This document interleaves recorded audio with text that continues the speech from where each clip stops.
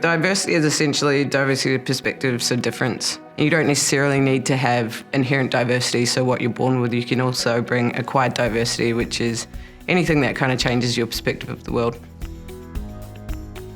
I have a concept of diversity that is really simplistic. When I was a kid, I used to like to color, and there would be a box of crayons that had 8 in them.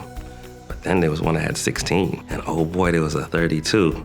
And don't let me get to that 128. I was like, oh, I'm going to be a master artist. Why wouldn't you want the 128? Give you more opportunity to make a greater tapestry, a greater picture, a greater story. I think diversity, everybody goes to race sometimes, and it's not only race, it's women with babies, it's single moms, it's women of color, it's men from other countries, other cultures. You just have to figure out how to create the environment for everybody to thrive from wherever they're from or from whatever race they're from or where they are.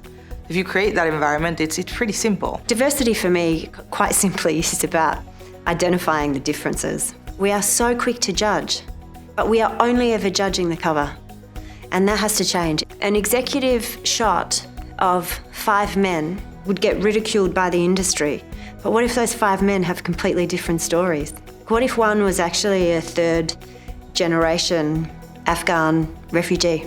What if in that picture there is another man that has a learning disability, but just because he looks like the man that is next to him, they're considered to all be the same? See the person, not the label, and take time to listen to the person and to get to know the person. Essentially what we do is we create creative work, products and platforms for a cross-section of society, but we have homogenous creative departments that aren't reflective of our audiences. We should essentially have creative departments that are reflective of the same audiences that we're creating for.